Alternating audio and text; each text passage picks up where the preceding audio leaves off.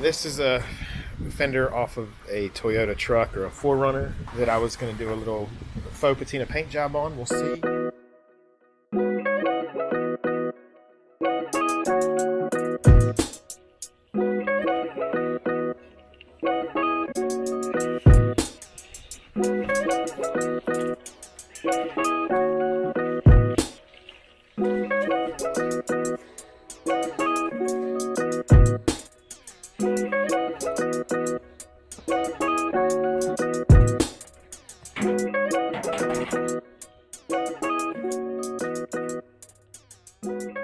Hey Project Dads, I'm here with a quick project that I wanted to share with you. This is another of my pickup project series where I just grab something to get out of the way. I've been holding on to this truck fender for a while now. It's just an old truck fender my dad had from Toyota that I wanted to show how I do a patina paint job like I did on my little S10. And there's tons of ways that somebody could do a patina paint job, and I'm sure you can look up tons of videos. I'm just showing you the way that I've done it. I've done this, I did it on my truck, and it's been there for years and years, and it gets a lot of attention. I've done it on bicycles, I've done it on toy cars, and other things. So I'm going to take you through the process of taking this old fender and making it look even older. So first thing I got to do is get this thing cleaned up. As you can see, I just cleaned it up just with some soap and water, and I sanded a little bit around the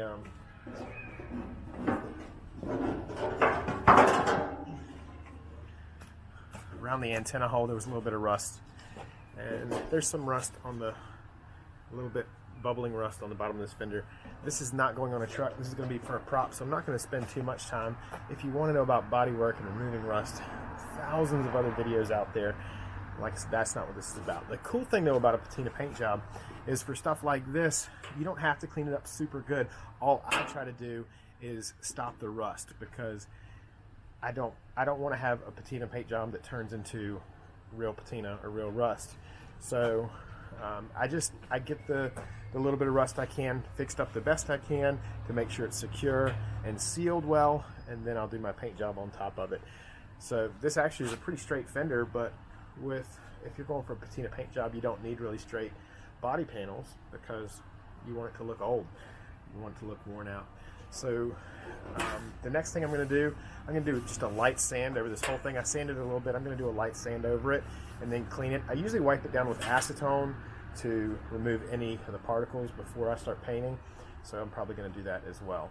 So I'm going to get this. Next time you see it, it'll be sanded, and we'll be ready to put the first layer of paint on it, of quite a few layers.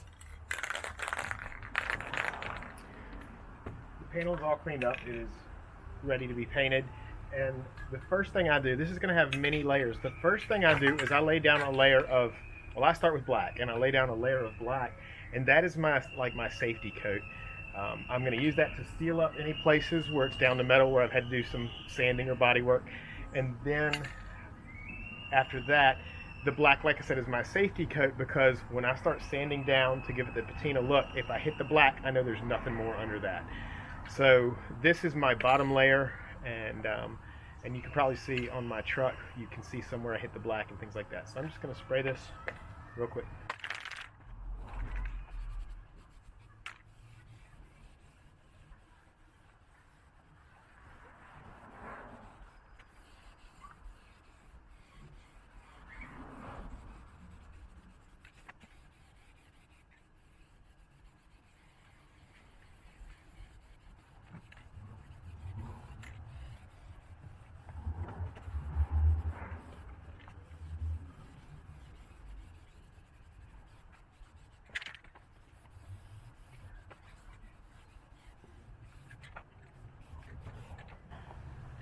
And that's it. First coat, done. Doesn't have to be very thick, just has to be on there. As you can see, I'm not trying to go for perfection on this, just trying to show you the steps that I take. So clean, prep, sand, clean again. First coat, gonna be black. All right, it's a couple days later. I really didn't have to wait that long, but I had something to do. The black paint dried really good on this fender. Like I said, that's the safety coat. On top of that coat, I'm gonna mix some colors, red oxide, some brown, maybe a little bit of orange to make that rust color. I'm gonna paint that all together, just blend it, swirl it. You'll see me doing that. And then the top coat goes on top of that. Once that's dried and cured, I can sand or wet sand it away. And when you start hitting that coat underneath, that's how you get that patina look. In between coats, I always use a tack cloth. If you don't know about tack cloth, use it. You can get this at any paint stores, hardware stores, anything like that. This will remove any overspray after the paint has dried. And I just wiped it over that black paint and I got some of the overspray off of it. So right now, I'm gonna spray the undercoat, the rust kind of color, and then we're gonna do the top coat after that. So here goes. Well, as you just saw, I spray painted some red oxide, a little bit of orange, and a little brown over top of that. It gives a good rusty look. And as usual, bugs love to step on wet paint. Luckily, this coat doesn't really matter because this will be the undercoat. So I'm going to wait for this to dry. And after this dries, then comes the top coat that will be sanded away. So I'm going to let this dry and I'll see you when it's ready for the next coat. Now that the undercoat has dried, it has a nice rusty look to it. I'm going to tack cloth, remove any of the overspray, and then spray the top coat. Now I like to choose for a top coat if I'm going to do a patina paint job something that's like a satin or flat, because it sands a lot easier than a gloss. So here we go. All right, normally I would give this overnight to dry, but I just want to get this video out, and this is just for showing you how to do things anyway.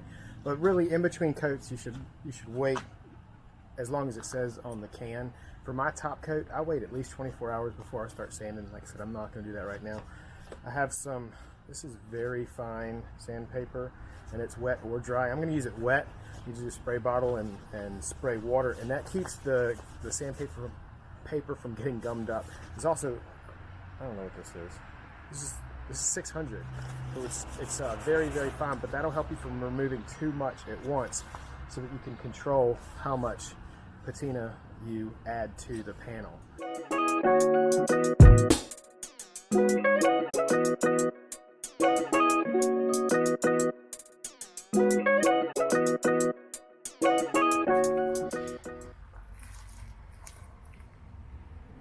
Well, as you just saw, I sanded for a while and wet sanded, and I wouldn't call this done because I need to sand some more on this bottom edge and finish this part over the fender and maybe these corners and stuff, but hopefully you get the idea. As you can see, in some places I sanded down and I hit that safety coat that I talked about, the black, and it just adds a little bit more depth when you hit it. Now over here, sanded too much around this hole and left some metal. And over here I got down to the factory paint because I didn't realize how much that ridge stuck out. So still some work to do, but I just wanted to show you how I do this, because like I said, I've done it on a truck, on home decorations, on bicycles, on toys, different things. Really simple, a really good way to give yourself or give an item a little bit extra character. So I'm going to call this one done for right now. Just wanted to show you the process. Now, after I'm done, if I wanted to age it more, I've taken a rag and lightly put some wood stain on it and rubbed it over, and it really gives the paint a grungy, kind of dirty look to it. I've actually used a torch to burn the paint before. There's a lot of different things you can do to achieve a patina paint job. This is just the way that I've done mine in the past, and I'll probably continue to do it. I really like the outcome. It is a lot of work. As for the why, because there's always the why would you do this? Well, one, if you got a vehicle that doesn't have good body work, you don't need good body work to do a patina paint job. I just enjoy the look myself. I know some people are maybe getting away from it, but I think it looks cool. It turns heads, it turns my head. So I'm going to keep doing patina paint jobs when I get the chance. There are limitations. Plastic bumpers don't rust, other things like that, but cars that are too new to be that rusted, I guess, unless you live up north, which I don't. So hopefully you've learned a little bit from this, if you have any questions about what I do. Oh, also, you can clear coat over this when you're done. With my truck, I never clear coated it, but I've actually thought about going back and adding clear coat, but I've kind of let it age over the past few years, and it has a really great look. Anyway, guys, thanks for watching the video. Hopefully you've learned something, and if you have any questions, please post a comment down below. If you liked it, give me a thumbs up, and really appreciate if you hit that subscribe button. It'll really help me know that this is worth me doing, because I'm going to keep making videos, because I'm always doing stuff. Might as well video it, and you might as well subscribe because it won't cost you anything. Anyway, thanks a lot, and see you next time.